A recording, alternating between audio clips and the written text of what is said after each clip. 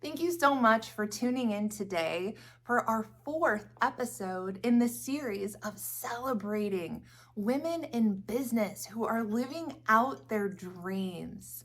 I am so excited to cap off this month with Marie Morris. She is a phenomenal leader and someone to look out for as she is starting a new event movement called Girls Day. In this episode, we will discuss her background, including an area that may be sensitive for some viewers. So I would like to preface with a trigger warning. If you've read my book, My Father's Feathers, A Journey of Transformation and Healing, one feather at a time, you know sexual abuse is a part of my story as well. So please stay tuned for some helpful insights and know that no matter what you are walking out in life, you are not alone and there is always hope.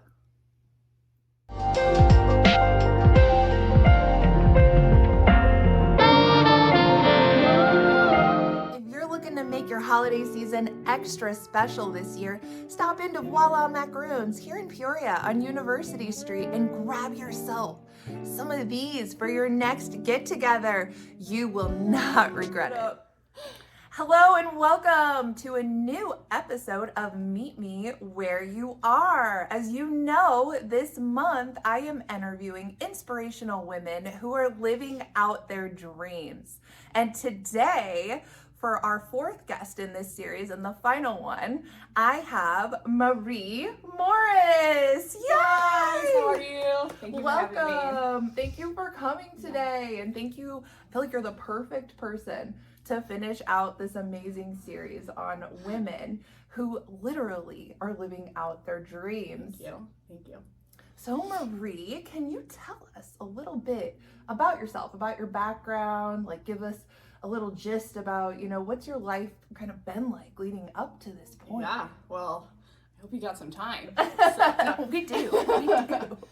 Well, I am a Peoria native, born and raised. I went to St. Mark's grade school, Peoria Notre Dame High School, so I've been around. So did my husband. Really? That's awesome. Yes, he's a Notre Dame grad too. Okay. So, yes. All right. I married into Notre Dame. That's what I like to say. Well, so I have two little boys. I guess they're not little. My oldest is 15 and he's 6'4". So Hayden, amazing. He's football player, wrestler, track team, thriving in school. I have a 10-year-old Abram. He's the sweetest little thing ever, and that's my little unit that we have. I love that. I was raised by a single mom who really lived out her dream, and I watched her grow and evolve and accomplish such amazing things. And so I had a really amazing role model who didn't let life stop her and the things that came in that tried to make you not live your dreams, and she just kept going and really instilled persistence in me at a young age. And that is incredible. Yeah. And your mom also is a force, right? Like she's a local, she's very active with CASA, which is an organization, if you want to take it from here. Yeah. So she's the executive director for CASA, which is Court Appointed Special Advocates. And she was the original lady that came in with the board and built this up in our amazing community, and I just couldn't be prouder. This year was really cool. Well, last year I got to dance in the Casablanca Dancing with the Local Stars, and that was very cool. Yes, and I wish I could have seen you last year dancing, but I got to go this year, and it was such an amazing event, and you, for the first time, got to be involved, right? And had a role where you were getting everything ready and working so hard. I witnessed it myself. Her work ethic is like off the chain. This girl goes after her dreams, and she's fierce and passionate, and it just oozes from you, literally. Like she has an aura and an energy about her that I was instantaneously attracted to and drawn to, as well as her mom. I actually met Marie, it was a couple of years ago now, at an event called the Gridiron. It's a fun one too. Which, if you haven't been, you have to go. Don't be sensitive that night. It's actually this event where It's hosted by a man dressed up as the devil, Mm-hmm. and they roast like local celebrities, local people Yes. who are going, and everyone, even the audience, is up for grabs. And this was the event that I connected with Marie. We were in the lobby and we got along so well. And then, as fate would have it, we were seated right next to each other at the exact same table. And look where we are now. And We're now, here. I know, who knew I would be having this podcast and she would be a guest on my show. And that just goes to show you, don't be afraid, to make new connections, to reach out, to give someone a compliment. That's how our really great friendship all started, because she looked amazing. Like, she always looks amazing. But I was just like, who is this person? And I'm going to tell her she looks great. So next time you think someone looks amazing, take that step and reach out and tell them, because it could be reciprocal and you could make a really good friend, like I did with Marie. And one thing that I think is very important in life too is I feel like it's strength in numbers. And the more we all connect, and yes, just a simple compliment, and look, we're sitting in 2 chairs right next to each other today. You never know how it can turn out. So you just never know. So I'm so glad to be connected with you, and I know we have similar backgrounds, Mm-hmm. and that we've been through some pretty traumatic childhood events, and we've spoken of this. And if you've read my book, My Father's Feathers, A Journey of Transformation and Healing, I was molested as a child, and that is a part of my story that I'm openly sharing to encourage other people that there's life on the other side of trauma. There is. And when you're actively living in it, it's hard to understand that or see that. Exactly. Exactly. In hindsight, I feel like things are so much easier explained, but while you're, walking through it as a child, you don't understand, what's going on.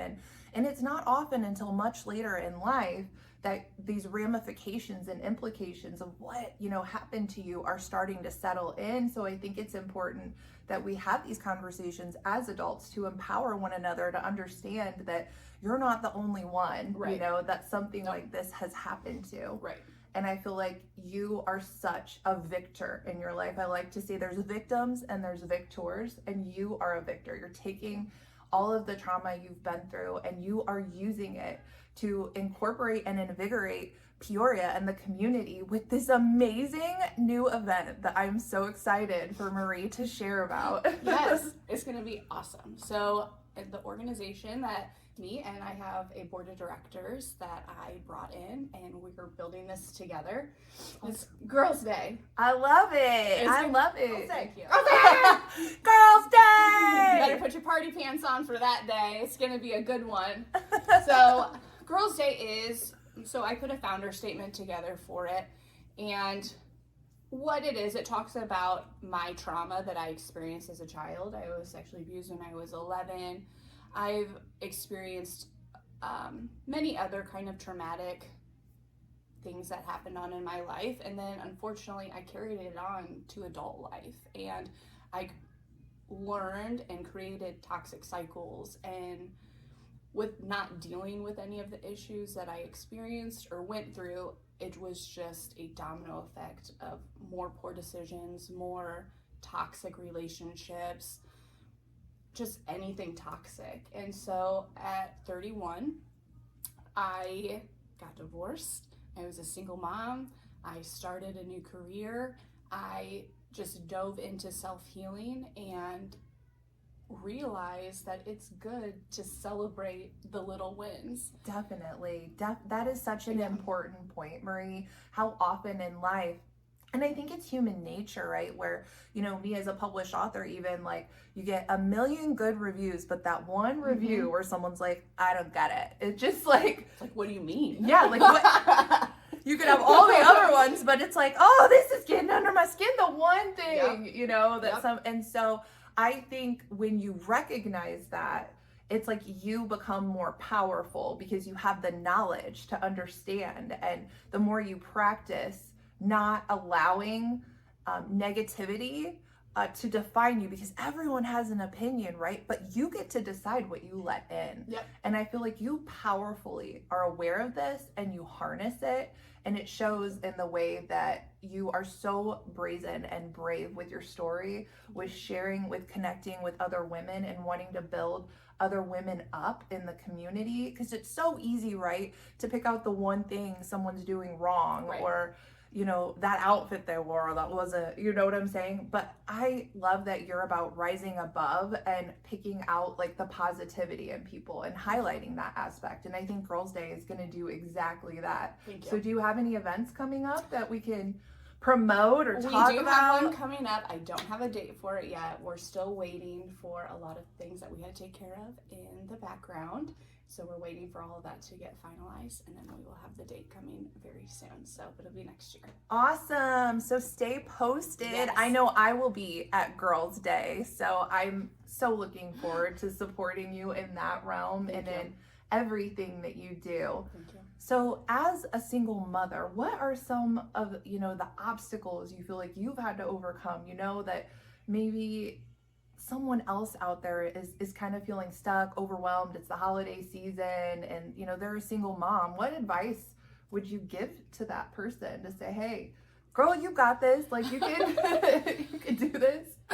Man, I don't know if I'm the person for advice for that, or I get up every day. Your humility says you are, definitely. You get up every day and you just try to make the right choices. And if your kids are happy and you're happy, that's really your guiding point to it. And I can tell if there's something coming up that is not necessarily good for my family, and you can just tell by how everyone's behavior is. And so as long as everything is well communicated, and I think even as adults, and it's good to hear for children too, but everyone wants to be heard. So at least if you're having conversations with your kids and just understanding their feelings, it doesn't mean you're going to agree with them, because we are the parents and it is what we say, you know?